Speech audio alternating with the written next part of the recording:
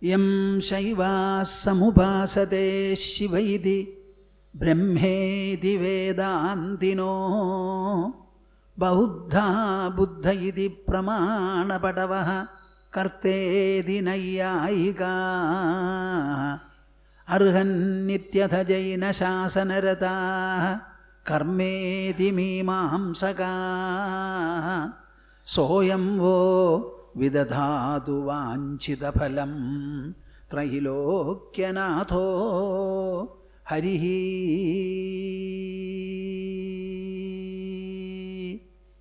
Soyam Vo Vidadhatu Vanchita Phalam Trahilokyanaatho Harihi Madhya Hridaya Kashe Madhya Hridaya Kashe Sadanandamayo Guru Udetu Satatam Samyak Ajnanatimiraruna Harihi Om Harihi Om Harihi. Now we shall recite jointly in chorus 3 times the very auspicious and benedictory Omkara. As I have explained on earlier occasions, the chanting of Omkara invigorates and sets right the health of one's body. An American cardiologist was saying that it has got a direct stimulating power on the heart of the body. Now, it also tries to act upon a very important gland behind, so to say, inward to the center of the eyebrows. The secretion proceeding from that is very important. It is anti-cancerous, anti-aging and anti-tension and agitation. So far as we are concerned, it is extremely purifying, sublimating and invigorating.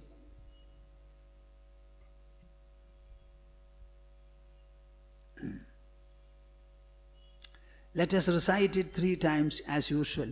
Interlock your fingers, put them on your lap, sit comfortably erect, close your eyes, open your heart and the mouth.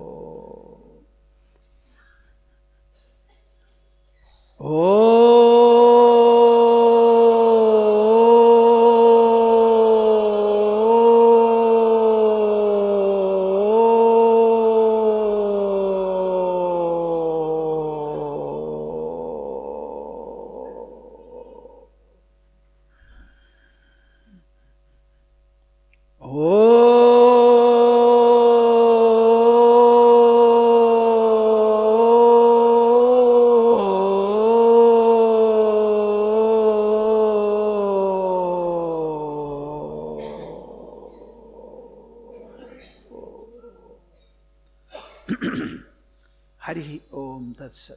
Jai Guru. Jai Guru. Needless to say that along with all of you, I am also happy to be sitting in this hall and addressing our August assembly. Many of them, or at least a few of them, have been listening to me for the past 48 years. What I want is that all of you must have a very good family life. The family life is much more important and resourceful than many of the family householders are seeming to think. See, family is the real source of the whole nation and globe. Children are born there and they are reared there. For academic education, they are being sent to academic centers, but the real character formation, the behavioral formation, even to some extent the interactional formation, you can say, all these are taking place in the family. I tell people when an occasion comes that it is very, very rare to have a good birth in a noble family. Unless you have that facility, that blessing of a good birth, however much you may try, you will not be able to grow well. You can walk only with the legs available to you. You can speak only with the tongue which you have, the vocal system that you have. But in reality, how valuable and precious is the birth in a good and noble family, I don't think many of you regard it or evaluate it. But I would like you to do it. Especially youngsters, I say, understand that it's a great fortune if you have had a good birth in a good family. From there we can proceed and fly to any height. So that is extremely important. We have about 120 crores of people in our country. 120 crores of people. But understand the naked fact, the fundamental fact that these 120 crores of people have not been born together or even as 2, 3 and 4 anywhere.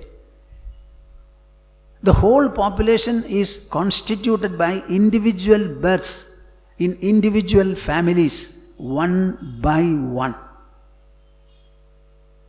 It is such individuals that have grown into the astounding number 120 crores. India is greatly fortunate, they say, because we have a lot of middle-aged population compared to the rest of the world. It's a very great fortune that we have. It is unfortunate that we are not able to manage this wonderful number. That is another problem. But the fact remains that we are extremely blessed. So when I hear somebody saying, I am very happy with my family, I am very happy with my children, all are well behaved, very good, nothing delights me more than that. At the end of all sessions, invariably I say, I wish good and noble children, grandchildren and great-grandchildren are born in your families. And the first factor is the children should love the family. They must have faith in God. They must equally have regard for the society, the nation and the globe. And everyone must be worthy enough, skillful enough, efficient enough to contribute a considerable share to the societal and national pool. This is also very important. If these values are permeating in our country, I think the country will be different. As you are a member of the family, you are equally to understand that your family is a member of the social segment. And every social segment is a member of the nation. And the nation is a member of the globe. And our Mother Earth itself is a very small constituent in the hierarchy of luminaries in the sky. As you are related to the family, you are equally related to the social segment, to the society at large, the nation, to the globe, and to the entire universe. So we may initially feel that I am a child, the pet child of my parents. As soon as possible, you should cultivate in the child. No, you are my child biologically. But emotionally, intellectually, heart-wise, you are a citizen of this country. You are a citizen of this world. And you have got obligations and feelings towards all these greater and greater concentric circles and ultimately to the environments. We should not defile our environments. The earth should be always made a better earth. We should not give a depleted earth to the succeeding generations. We should not give a contaminated air or contaminated water or a polluted earth to the succeeding generations. As you will give enough of money, wealth and property, you must also give a very healthy ecological environment to the people. Are we conscious of this? Only very recently we started speaking about sustainable civilization. A civilization has to be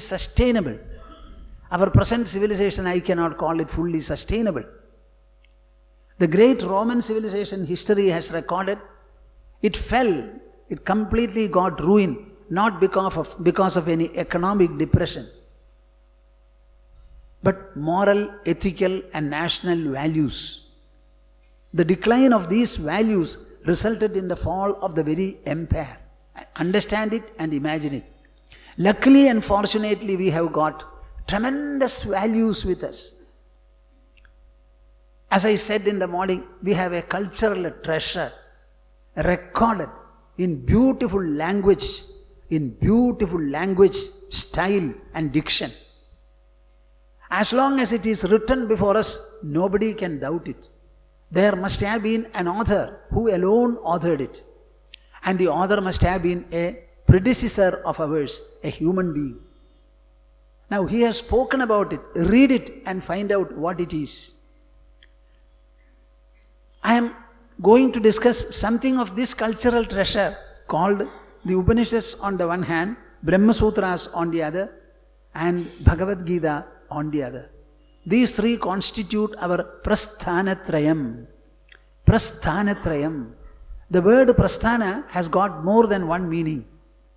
It is a kind of a voyage a pilgrim takes up in order to fulfill his religious, spiritual, philosophical and cultural aspirations.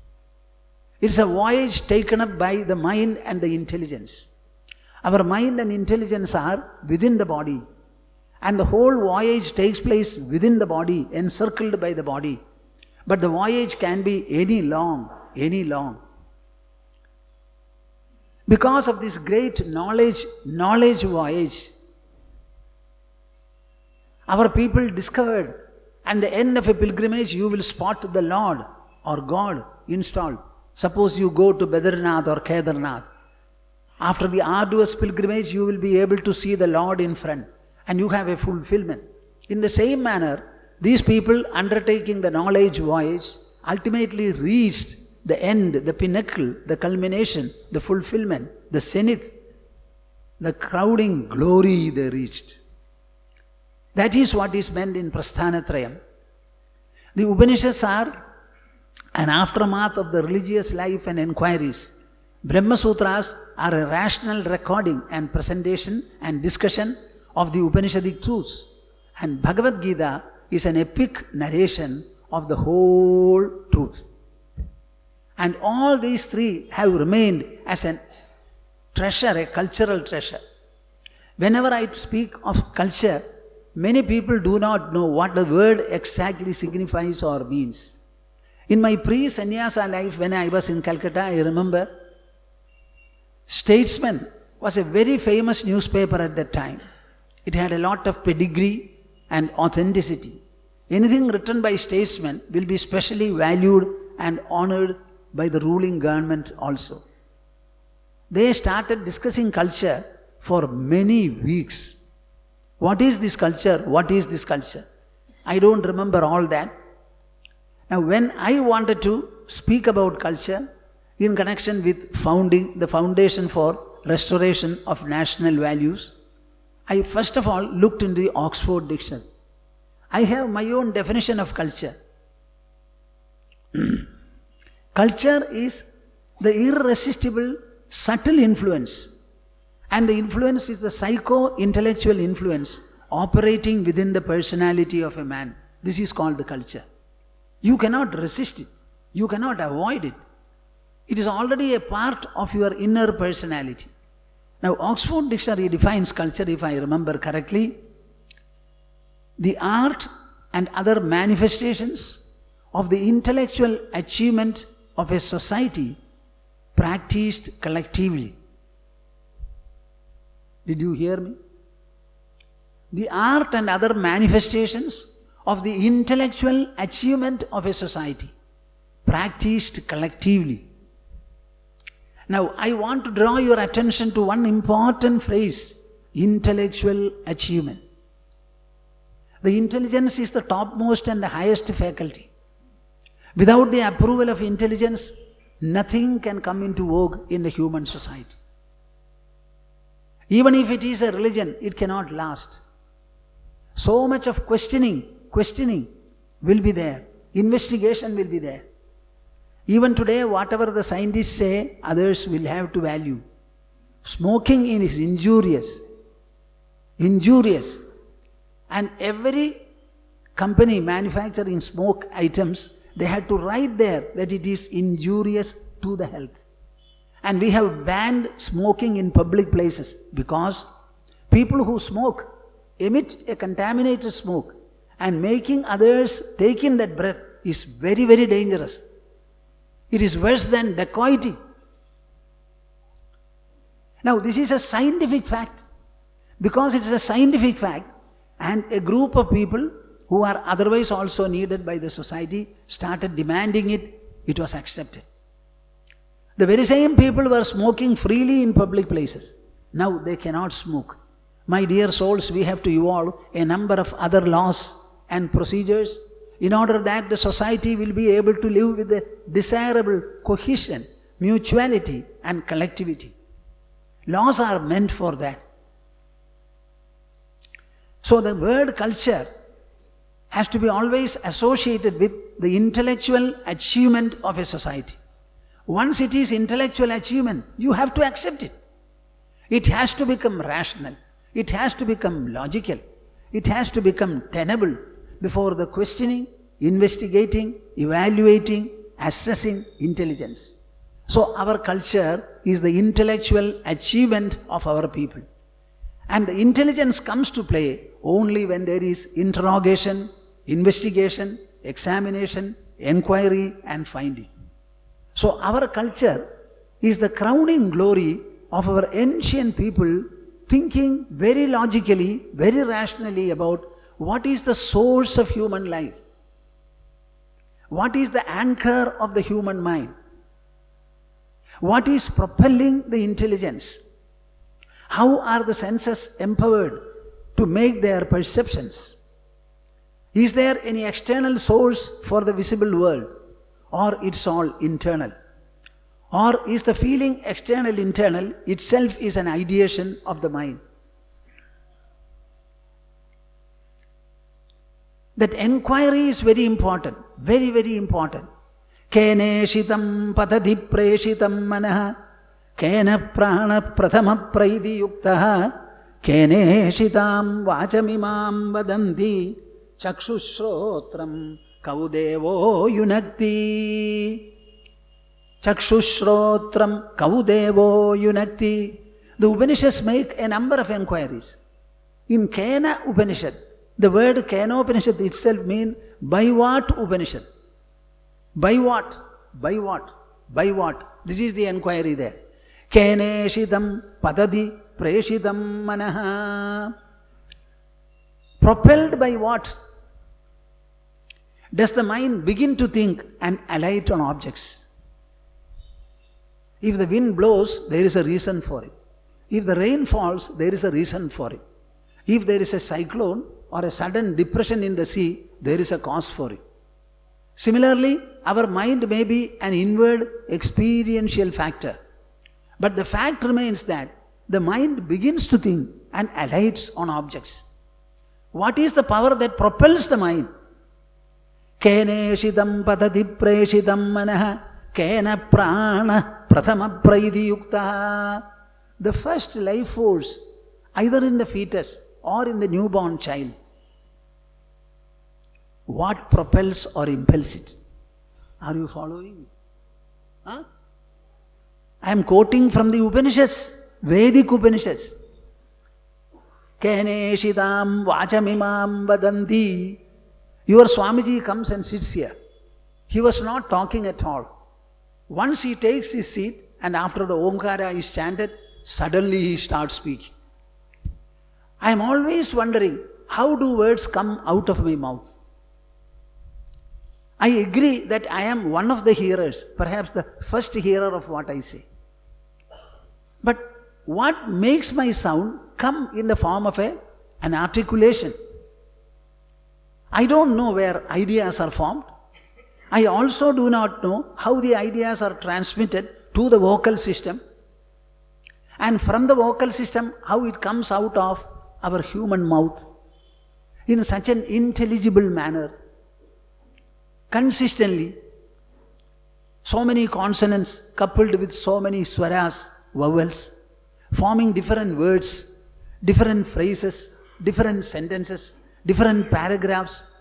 A variety of presentations is there. Where is that manufacturing level? Who is that power? You know, if you think about the sounds we produce, the words we utter, there will be a conglomeration, a large complexity will be there. Srimad Bhagavata says that the complexity of the whole articulation that man does, it is equivalent to the complexity of the visible objective creation. The power that produces these sounds, that is the same power that has produced this external display also. Keneshitam vachamimam vadanti chakshushrotram kaudevo yunakti. Chakshushrotram kaudevo yunakti. The same applies to our sensory group. On the one hand the eyes, on the other hand the ears. All of them are able to perceive objects. The eyes see and the ears hear. How is it that this takes place? You have to clearly admit that the power is within. It's not outside. So what is that power? This became our inquiry. Why I mentioned it? It is a voyage of our intelligence, a voyage of knowledge, the knowledge seeking mission and the knowledge discovering or realizing mission. This is called Prasthanatraya. It's not a physical journey. Now these three texts together make our Prasthanatraya, and that is the cultural treasure that we have. And mind you, this is actually that intellectual achievement of the people, the ancient people of our country. And it was imbibed by a few people in every generation. I don't know whether you appreciate what I say. Huh? See, a set of people were there in every generation to imbibe it. And equally a set of people were there to disseminate it.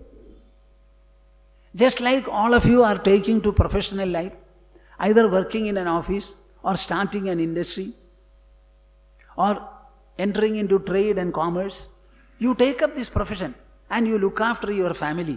In every generation such people are there, majority, super majority. But a few were there in our society, in our country, in every generation to learn this, to pursue this, to perfect this, and then to disseminate this. And equally so, a few people came forward to imbibe. They again pursued, perfected, and started disseminating. And in an unbroken manner, throughout the countless generations that we have lived, this knowledge, this culture remained with us. And even today it is available. Our government is not printing Ramayana. Our government is not printing Mahabharata. Our government is not printing Srimad Bhagavata. But somehow or other these texts are available. If all of you were merely family people like most of you, interested in the welfare of only your own family members, no Ramayana would have been available for us.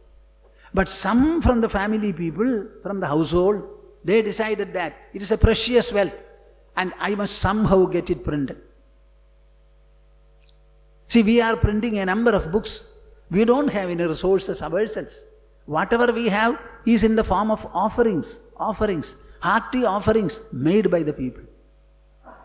Hearty offerings made by the people. And you will find people give 5 rupees, 2 rupees, 50 paise, 1 rupee, 1,000, 10,000, 1 lakh, 5 lakhs.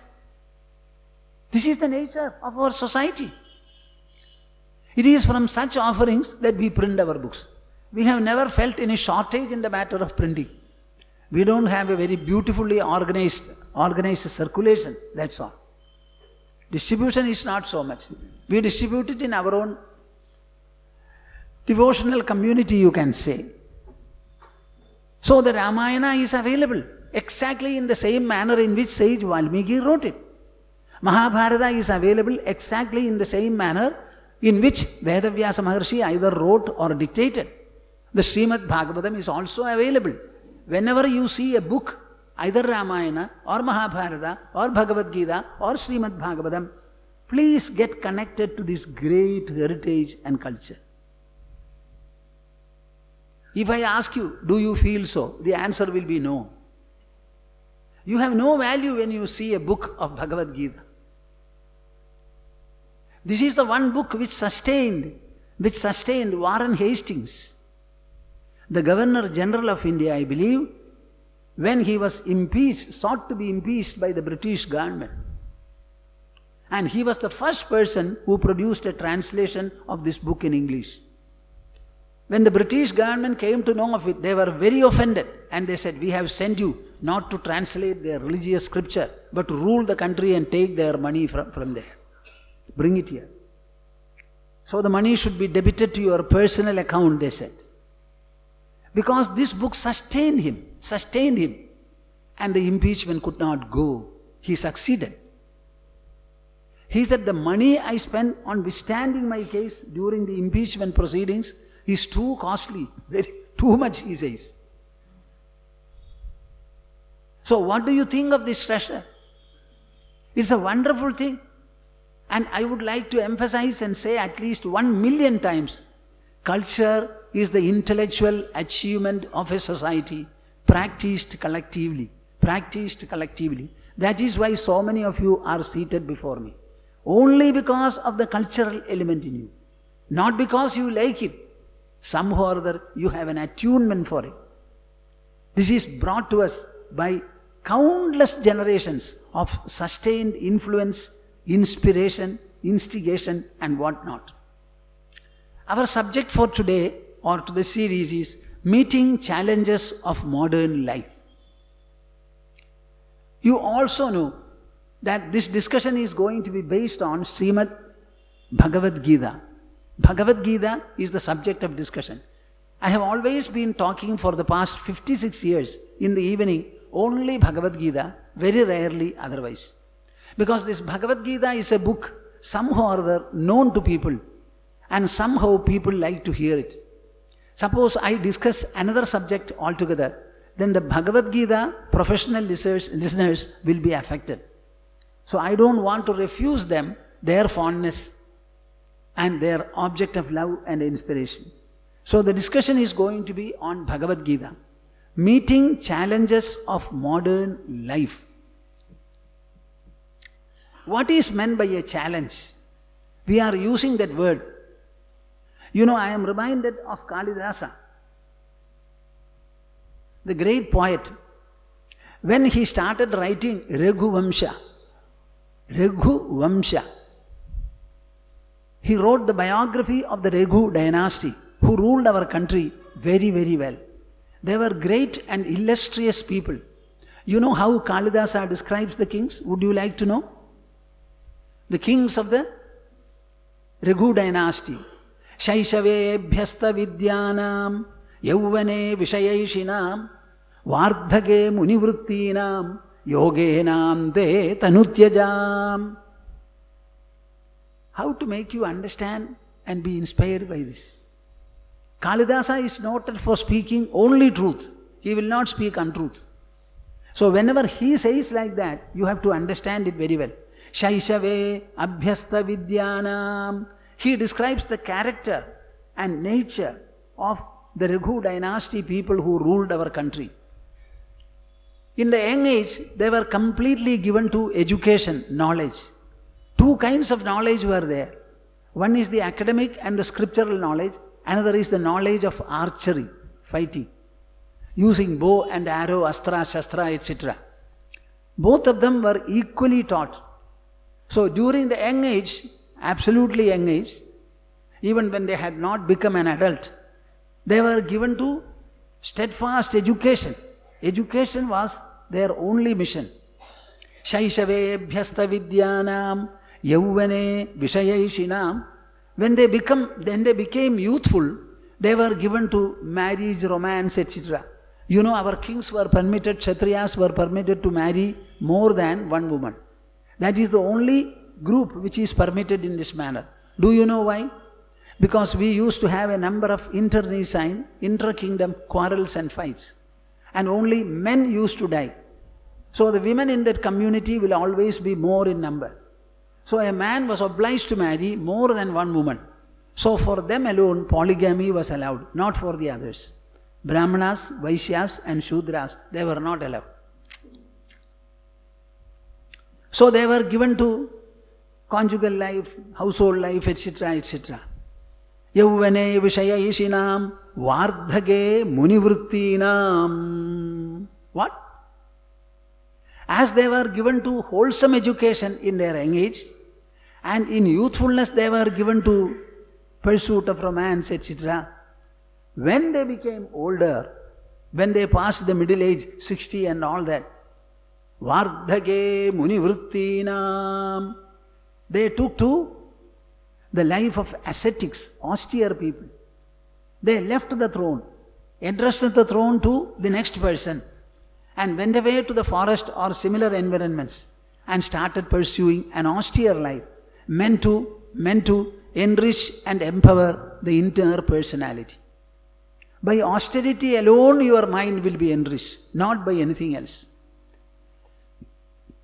And then finally, when the body was to be shed, yogenam te tanutyajam, they resorted to yoga and then left their body. Have you heard me well? What am I telling you about? The history of our people.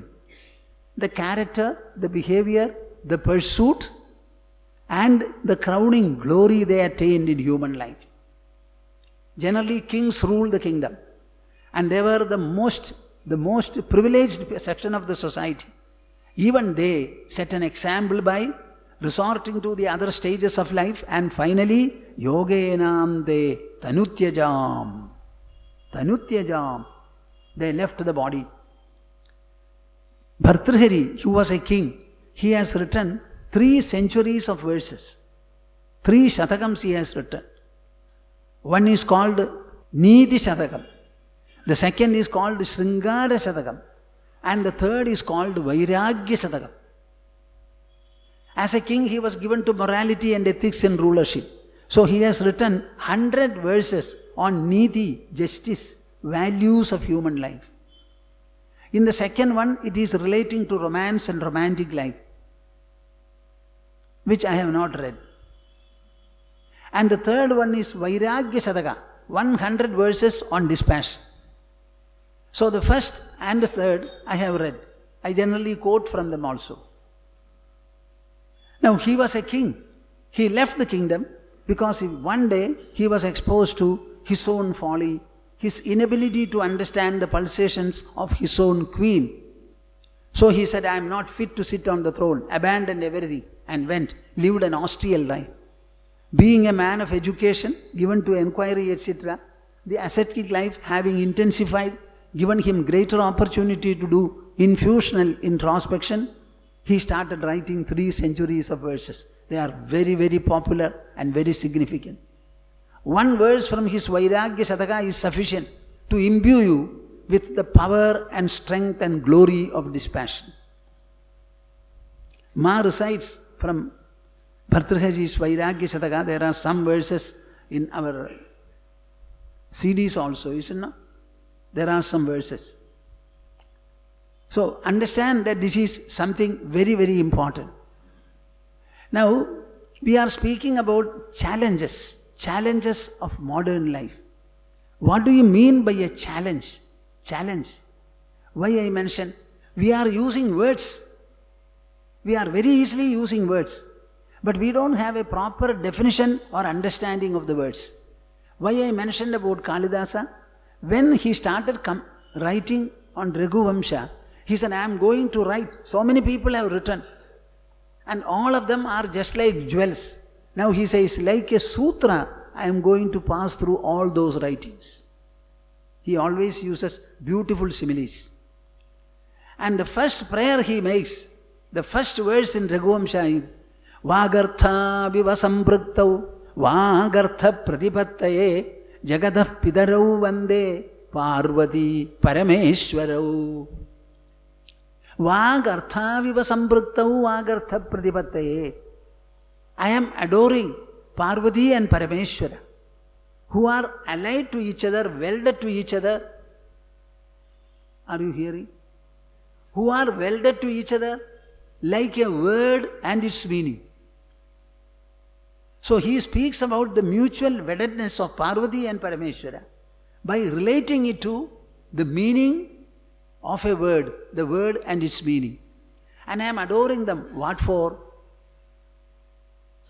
Vag artha pradipattaye. Vag artha pradipattaye. Whenever I get hold of a word, I must be able to penetrate into the meaning, its import, its idea, whatever it contains. That I must be able to get at and extract. In order to have that skill, that astuteness, that penetration power, that ideational, imaginational, perceptual skill, I am prostrating before them. Why I mention this? What is a challenge? We are using the word challenge quite all right, but what does it mean? It must have some meaning. I would like to put in this manner. Any kind of a call, an exhortation, a compulsion or a persuasion. Any kind of a call, an exhortation, a compulsion or a persuasion to face and act in any given situation is called challenge. Whenever you have a situation, that situation gives you an exhortation or a compulsion. Don't flee from it. Don't escape from it. Act on it. You must face it, act and go forward. Never try to dissuade it and get away from or escape. Life will take you to many different situations. Ups and downs are always there. Undulations are always there. We have so many roads in the country. Are they all straight? Huh? Can any country afford to have only straight roads? Our ability is to negotiate ourselves, use any kind of a curve route. So ups and downs will be there. And the ups and downs can be in the domestic front. It can be in the professional front. It can be in the societal front. In whatever front it is, a challenge means what? A call, a compulsion, or an impulsion, or a persuasion, or an exhortation, or a beckoning for you to accept, to see what is taking place, act and go forward. Never escape. Never escape. Do we have the ability and the skill for it? If you ask me, we have abundant ability. Our body alone completes its growth at the age of 21. Then our mind and the intelligence are posing to grow infinitely, infinitely, infinitely, till the last breath of your life. If you don't have any troubles like dementia and all that, you will be sensitive till the end point of your life. One day a disciple of mine said, Swamiji, you used to chant a verse. I have learned it, I am chanting, only to avoid dementia, he said. You should exercise your brain. Try to remember, try to remember. And poetic compositions are the best friend for you. Many of you are not given to poetry. I only sympathize with you. Your Swamiji is a poetry person. I never speak without a poetry, and that too the Sanskrit ancient poem. But having heard me for so many years, have you become poetry lovers? I doubt whether you have any love or fondness for poems. Why don't you write a few poems? We were living in a flat in Bombay. In the flat, in 3, 4, 5 places, she has written beautiful Sanskrit poems which I recite with the meaning. How great and glorious she is also living. Have you ever thought of decorating your house with some kind of a messageful poem? What shall I call you? Are you wise people, glorious people, or are you ignorant and deluded? Where from will you get a message? You have to get a message. There are so many things pertaining to your mind which describe a good man, a heroic man, a creative man, a man who is out to fulfill genuine aspirations of human life. Why don't you picture him before you? Why don't you write? Make your children chant at least 12 selected Sanskrit verses. There are some children who come to the ashram, 6 or 7 years old. They suddenly, simply go on chanting the 12th or the 15th chapter of Bhagavad Gita. Can you imagine a child aged 5 and 6? My Mukti Sudhagaram, some family comes and says, I have a 5-year-old son. He is the first man to switch on to listen to your Mukti Sudhagaram. The parents say, don't you have children? And are you not parents? Why don't you set an example? Whatever audio-visual impression you give to your children, that alone they will imbibe and work upon. Why don't you expose to them the best of things? And everything that I say is useful to life. It makes life more beautiful, more ornamented, more effective, more successful, more glorious, more crowned. The entire Adhyatmic science is only to enrich, empower, elevate and enlighten human life. Nothing is adverse. Everything is to enrich human life. So a challenge means a kind of a situation which always asks you to face it. That compulsion is called challenge. You should not flee or recede from a situation. Flee or recede from a situation. When a young age husband dies in a family, suddenly there is a lot of sympathy, there is a lot of grief. I sometimes wonder, what is the point in grieving so much? The husband has died, leaving the wife with 1 or 2 children. See, the master of the house has gone. I am the mistress of the house. I have no help of the master. Should she be rightfully concerned about what should be done for looking after the children? Whether that thought should occupy her or... Are we not human beings? Cry for half an hour or 1 hour. Regularly also I have no objection. But your concern must be to fill the gap. We are human beings. So the death, the premature death of a person in the family, is it something to be mourned unnecessarily about? Or is it a challenge for you to live better, to be concerned with the new responsibility? My husband has gone. He has gifted me 2 children. And it is up to me to look after them. They should not feel that they don't have the father. If I want to take up an employment, I shall, I will look after them. So that is the challenge that you should feel, and not that you should make it a mournful situation, mourning. Everywhere it is like that. The examination is a challenge for the children. There are some people who become nervous. I generally tell them, why do you become nervous with the examination? 1 year you have studied a subject. And you are only going to ask, you are asked to write only for 2 hours or 2.5 hours. After 1 year of preparation, you are asked to write for 2.5 hours. So you should feel examination is a festivity for me. What? Examination is a festivity. Bah! The examination has come. I am going to write, pass and get into the next class. So instead of feeling like that, they say, oh, I cannot understand. Who is a student? A student is one who studiously studies whenever he goes to the school. A student is one who is given to studying studiously. Then only he becomes a student. Inside an educational institution, no activity other than education should be done. See, our educational institutions have become a beautiful ground, a fertile ground for political engineering. Is it right, you tell me? And similarly, I also tell people, you go and work in the office, never try to make a kind of a match from the office. You have gone there to work. So don't think of marrying your colleagues. Go to the marriage front, announce your identity, and then ask for people, make your alliance there. You should not do it as a student. You should not do it as a colleague. You have been recruited to work. And there, why are you using that occasion for alliance? This is all unchaste, absolutely irregular. It doesn't fit in with integrity of the human being. You must have integrity as a value, as a norm for your behavior. So something very important. So whenever there is an unfortunate development, a premature death, the other people should be concerned about what is going to happen. And the woman should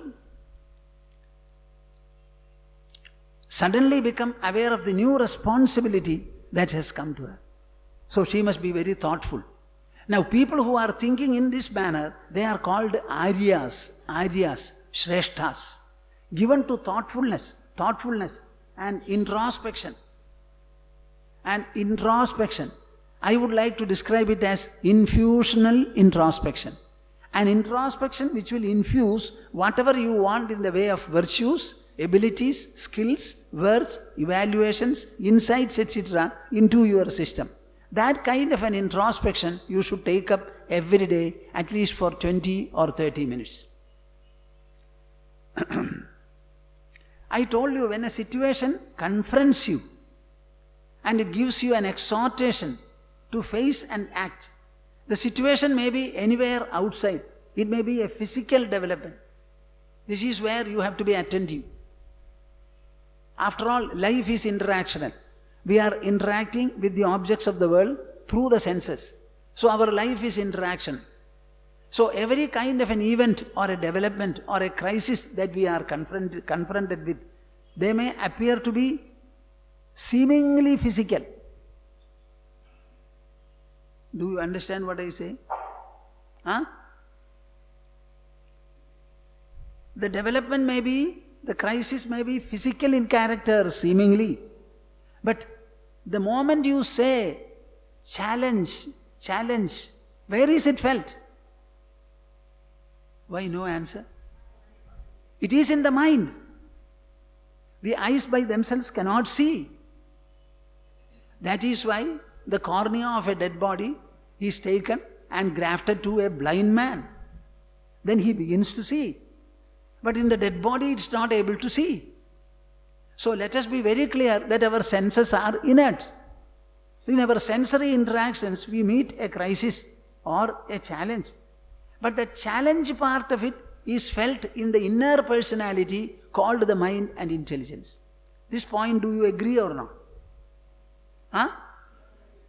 The acceptance of a situation and the resolve to act upon it, to face it, this is squarely of the mind and intelligence. So any kind of a challenge ultimately is a response, a reaction and an impetus the mind produces within you. So our discussion will be what? Our whole discussion thus is going to revolve around the mind and intelligence. We call it challenges in the outside world, challenges in the modern life. No matter whether life is modern or life is old, and challenge is physical or external, don't you understand that the challenge is really felt and taken up by the mind and intelligence? Our body is only an instrument. The senses also are an instrument. They are insentient. They are inert. So the inert eye cannot come to a conclusion or feel or have a response. The response comes only from the mind, only from the intelligence. So the area where you feel the challenge is actually in the mind and intelligence. So if you want to meet the challenge, develop or generate the necessary skill, fervor, enthusiasm, insight, determination, resolve, then you have to penetrate into your mind and intelligence and equip and enrich them. Any kind of a life situation that I meet or I get, I will always be able to face it. I am born here to live. That means go forward. The sun will rise and set, a day will pass. The sun again will rise, bringing another day. Time never ends, world never stops. So it will go on. I also have to go on. There is no end point at all. Let it be any kind of a crisis, any kind of a discomfiture, any kind of a consternation. So far as I am concerned, My mind and intelligence are resourceful enough. I will equip them, enrich them, empower them to take up and act upon any kind of a life situation. Though we have captioned it as meeting challenges of modern life, it really means enrichment and empowerment of the human mind and intelligence. Am I clear? Huh? Huh?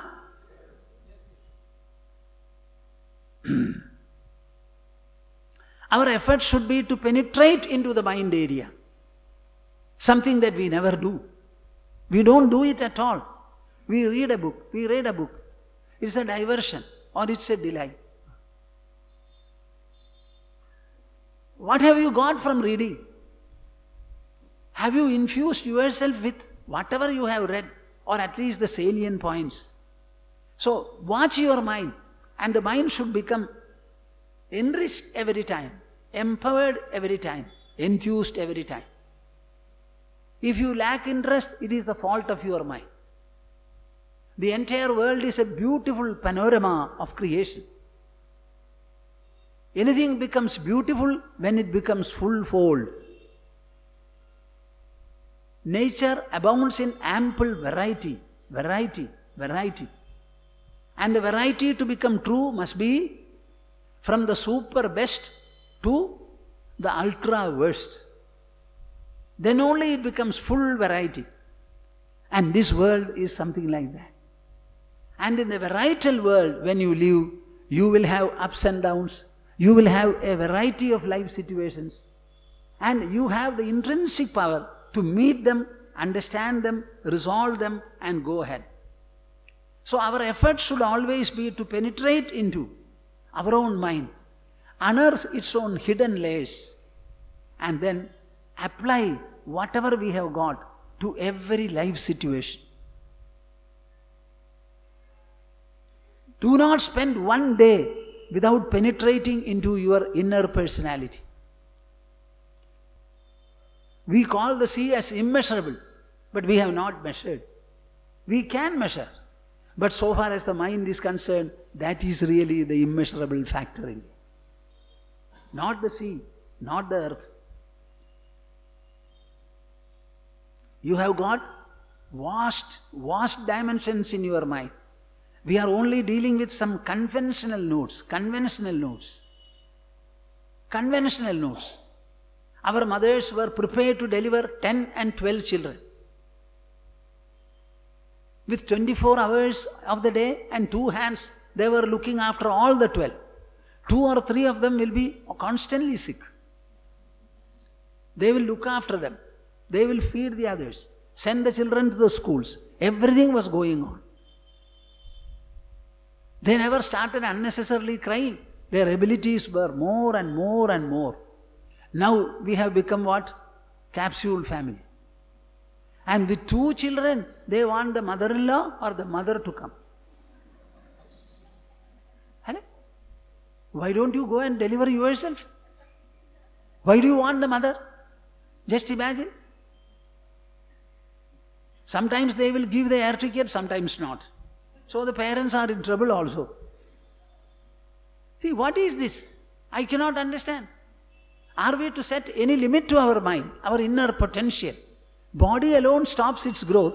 The mind has not stopped its growth at all.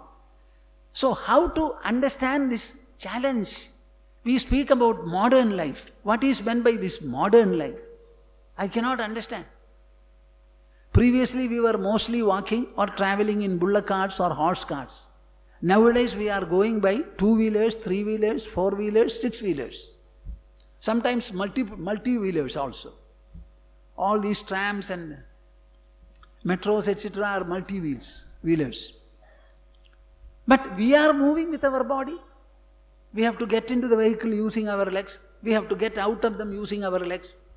So our leg motor service is always on. There is no trouble at all, no change. What is meant by modern life? Has the world changed in any manner?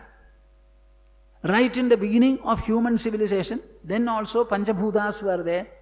And even now we have only Panchabhutas. The air was purer, now the air is? Huh? What about water? What about the earth? Now we have to specially cultivate natural vegetables now. And they have become more costly these days. We have contaminated everywhere with so much of chemical substances, chemical pollution. See, a couple came to the ashram. Maybe I have told you already. You may have forgotten. I cannot forget. They are very good looking, impressive couple. They have one son. They prostrated before me and asked the son also to do so. And the manner in which the son was behaving, I could understand that it was a mental problem is there. So after they spent some time talking to me and we came to know a little more, then I said, you are in America and America is the most advanced country in the world. What do they say about this kind of a Down syndrome and mentally retarded and all that? They said, Swamiji, it was 1 in 1,000 earlier. Now it has become 1 in 100. 1 in 1,000 earlier and now 1 in 1,000. This is somebody reporting now in this century. Now I said, do the Americans have anything to say about the cause of such retardation? Then he said, chemical pollution as far as we are able to understand. Chemical pollution. And our wonderful people will say it's a religious curse. Continue. Continue like that.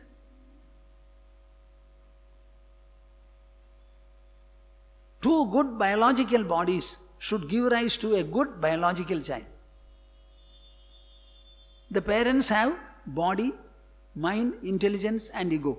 All these together make our personality. And the children also should have a body, mind, intelligence and ego in a very healthy manner. If there is ill health, it is a biological consequence and not a religious outcome. What did I say? It is a biological outcome. Biological consequence. Try to know about health. Try to know about what? Conceiving, becoming pregnant. It is an art, it is a process. It is something to be optionally, carefully and gloriously done. You must have planned pregnancy, willful pregnancy. And you must bring up the child with all choice feelings and choice intentions. The hand that rocks the cradle rules the world. There is a British proverb. A mother started saying, George be the king. George be a king. George be a king. And George became a king.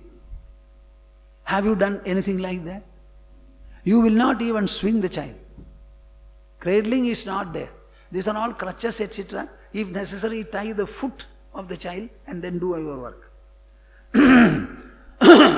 Our civilization is get rid of the child. Entrust him to some other care so that I can go and work. That has become the economic fashion now. What for are we living? For whose sake are we living? Suppose you have a job and you have enough money and wealth. Ultimately what for? Then choose not to have a child and have only the office. If you choose to have a child, you have to definitely mother or parent the child. That is very important. So let us not shift the consequences unwisely or indiscreetly. Understand it properly. So we must be able to think properly. That is something very, very important.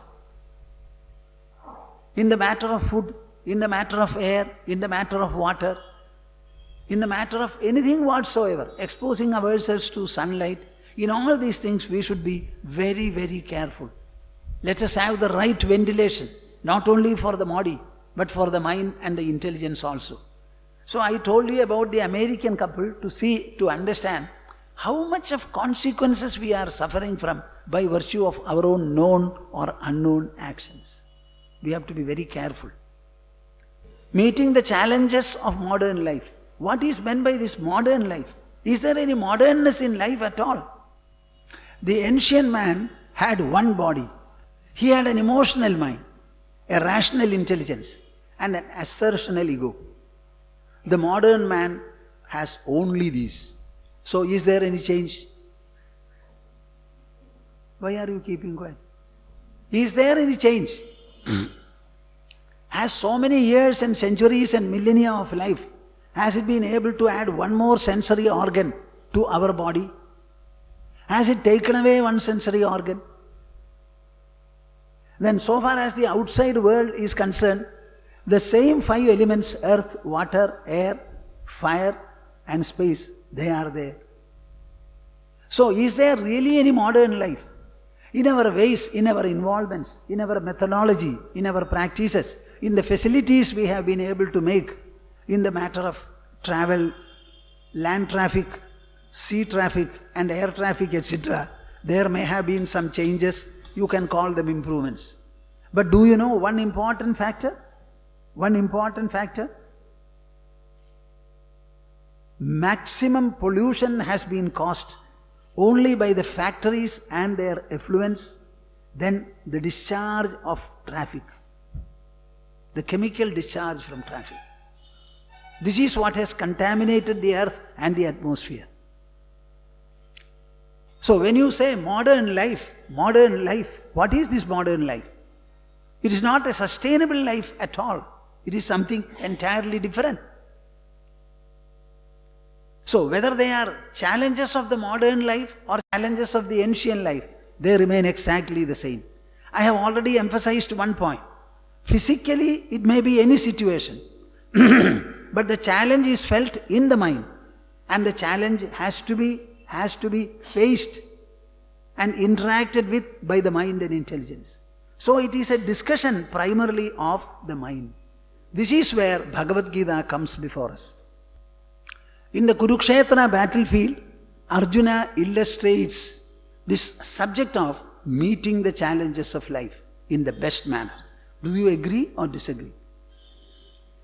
And Krishna, who was a charioteer to Arjuna, remaining in the chariot, standing all the while, he is explaining the art, the process and pursuit of meeting the challenges. The whole conversation, dialogue between them lasted for 2 or 2.5 hours. In the 2.5 hours, Krishna dealt with the subject in such a full-fold manner, comprehensive manner. Arjuna said, everything is over now. Arjuna had crumbled after having come to the battlefield. He himself says, I am all right. I will fight the war. Take my Gandiva and the cure. This is what he said. There is no greater crumbling than what Arjuna had. Often, all the people are not able to give time to think about the subject. People are not thinkers, they are actors. As you yourself say, we are in the rat race of the world, breadwinning world, life. So you don't have time to think. That is why our ancients have made the epic narrations before you, so that you will be able to think about life, meeting the challenges of life. These epic narrations are made by our people. They have given you eternal characters, eternal episodes and events. And they have narrated it also in a very epic style. In the course of their narration, they have discussed our life, the course of our life, the undulational nature of our life, and they have enlisted and incorporated a number of values, inspirations, goals, ideals and the like, so that your mind and the intelligence will have the necessary strength, inspiration and direction to meet any challenge in your life. Because these values are relating to the mind and the intelligence, mark my expression, because all these values and narrations relate to the mind and the intelligence of man, which have never changed throughout time. they remain eternal and ever relevant. If they had spoken anything about matter and energy, things would have become different. These are always relating to the mind and the intelligence. Mind you, our values are time-tested. Time-tested. We are speaking about a Krita Yuga. Then we come down to Treta Yuga. Then we pass through Dwapara Yuga. And we are now in Kali Yuga. 5,100 years have passed. If we start referring to Krita Yuga, how old it was. 10 times Kali Yuga will be all the four put together, like the 10 fingers of our hands. So we are tracing it to Krita Yuga onwards. In Krita Yuga, the word Krita Yuga itself means all the people had Krita Krityata. No motivation was necessary. Everyone will do his or her work without being provoked, motivated, compelled, or offering incentives. Nothing was necessary. Everyone will do his work. And they had a fulfillment in so doing. That character and style of people changed in Treta Yuga. And the first corruption intruded in the palace of Dasharatha, in the mind of Kaikeyi, through Manthara, her maidservant. Are you able to understand? You know, the first corruption, Kaikeyi was not able to stop Manthara. But Kaikeyi's corruption did not permeate into Bharata. He said, no, I will not accept. I am born from you, I have suckled from you, but I have not absorbed your evil inspiration, he said. What is denied to my brother, I sternly reject it, he said. How here Kaikeyi fell a prey to Manthara, and how Bharata refused to participate in the corruption. This is the story before you today. You can become a Kaikeyi, you are likely to become. But what you have to do is, you have to assiduously be a Bharata. You tell me what is your choice. See, all of you are silent. So I can understand.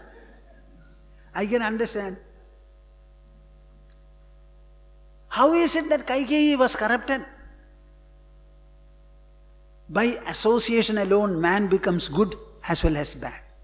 Have the right association, have the right friendship, then only you can improve. Now when we come to Dwapara Yuga, the things became different. Bhishma was the one common grandfather for Pandavas and Kauravas. He was a great man by all means, powerful also, matchless. He reared both of them. But Duryodhana chose to be wicked and Yudhishthira chose to be righteous. And Bhishma's persuasion did not work. If your persuasion does not work with your children, be like a Bhishma and keep quiet. Never speak. If you decide to trek or to tread the unrighteous path, okay, meet the consequence, I will not be involved. You must have that kind of an inner distancing. That renunciation you must have. It is called upeksha. Upeksha is an attitude that every parent will have to cultivate. Otherwise you will not be able to live with peace and harmony in your life. So Dwapara Yuga is like that, where the grandfather was commonly instructing both, but the grandchildren, they refused to listen to him uniformly. And there was a divergence. Ultimately there was a war, and we find that the people given to righteousness, in spite of a small number, they were able to succeed. Now we are in Kali Yuga. There is a further decline. It is not a decline in a family and family of the rulers. It is a corruption called democratic corruption. What? Democratic corruption, electional corruption, elected corruption. It is not a single individual or a single family. The whole parliament is not awake to its responsibility. The entire executive is not rising up to the occasion. Our judiciary is still quite good. Just imagine. This is what Kali Yuga is. And you may have a number of challenges. All these challenges will have to be met. And we have got the power and the resourcefulness in our mind. Never doubt it. All our values are ultimately converging from within. See, every activity proceeds from the mind. It is directed by the intelligence. And for all of them, the anchor and the locus is the self. So our self and self-knowledge become the converging point for all kinds of inspiration. Whenever you have a problem or a challenge, understand that it is a reading of the mind. The problem is first of all sensed by the mind. The solution is right within the mind, beneath the problem. Never doubt it at all. There is no challenge that cannot be met, because we have the supreme self within us. Our senses are superior to the objects, a point I have told you many times. Our mind is superior to the senses.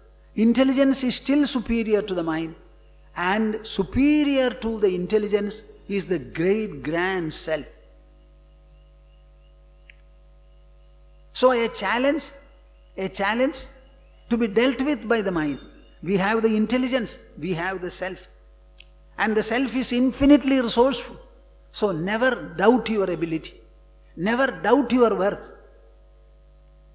Never doubt your inner potential and magnitude. Inner potential and magnitude. All forms of challenge, they touch the mind and they are challenging the mind. Arjuna came to the battlefield. He had fought a number of wars. But this Mahabharata war was something entirely different. He had to fight his own loving grandfather. There was no enmity between him and the grandfather. He had a number of relatives and friends and well-wishers there. To fight with all of them, he found it was impossible. His mind did not approve of. His intelligence did not say it is okay. So he crumbled completely, confronting the teacher, confronting the grandfather, confronting the relatives, discharging piercing arrows to kill them, deceive them, make them fall. He found that it was impossible. Can there be a greater challenge than this? You tell me. How many people died there from his side? 4.5 million warriors were there. Except 10, all of them were killed. And his side also completely got extinguished, except the 10 people. Can you imagine the colossal nature of the war? If there is anything called conflicting, anything called conflict or challenge, I think Arjuna had the worst or the best of it. Such a challenge. Now Krishna dealt with the situations. All our interactions are with persons, places and events. Either with persons or with places or with events. All these interactions are the interacting individual, the subject remains the same. Only the objects are different. And in these objects, I will stop saying one important factor, begin to think. Everything in this world, the world of objects, including our senses which perceive them, are inert. Inert. Am I clear? Huh?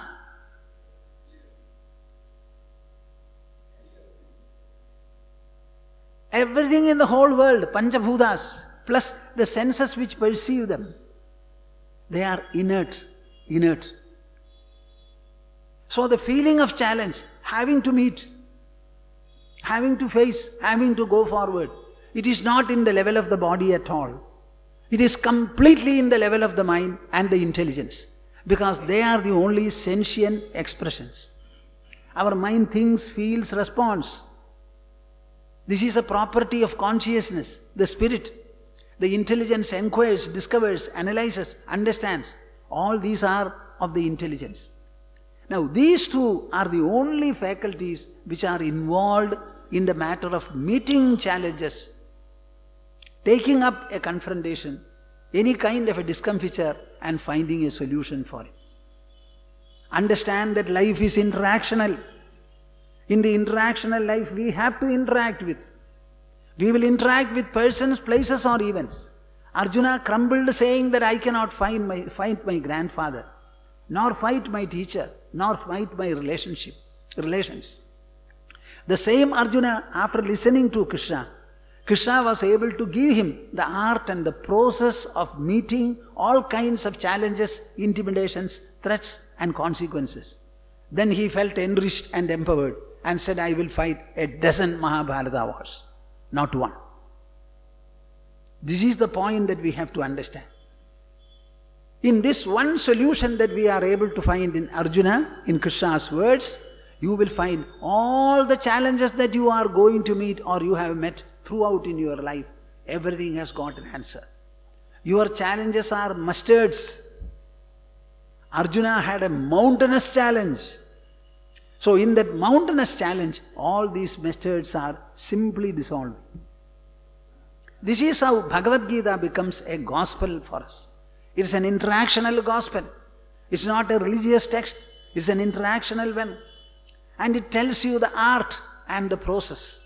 The art and the process of facing any life situation in the interactional life. It will even enable you to meet death, either of yourself or of the others. About that I shall speak tomorrow.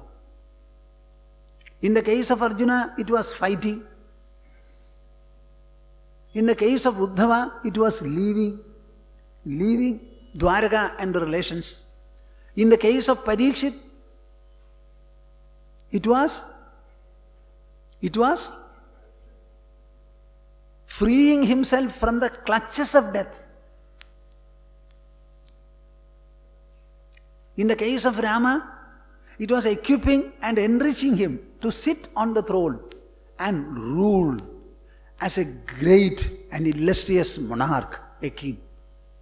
Making ample sacrifices, accepting all threats, all consequences.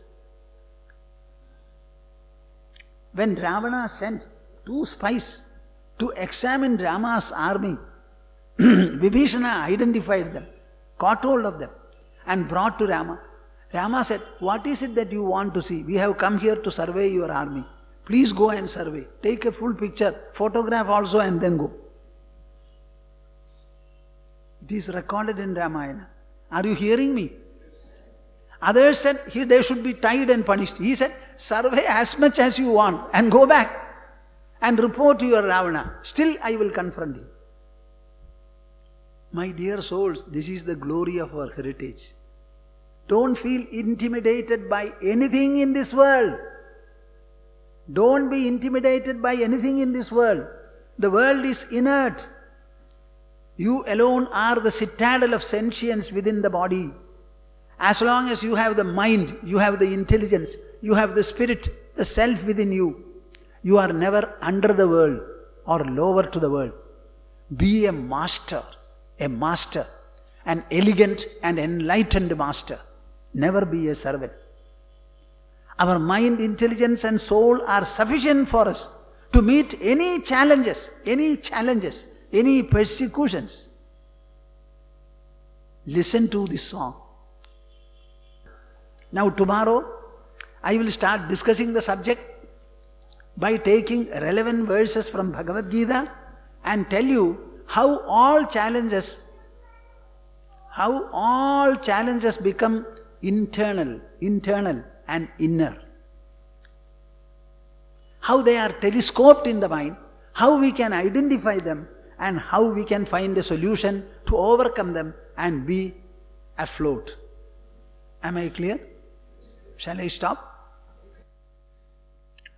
Advaita bodhabja sahasra rishmihi shanter lataya kila kalpa vrikshaha samsara santapa vinasha chandraha krishna sada kladakaro mamastu krishna sada kladakaro mamastu.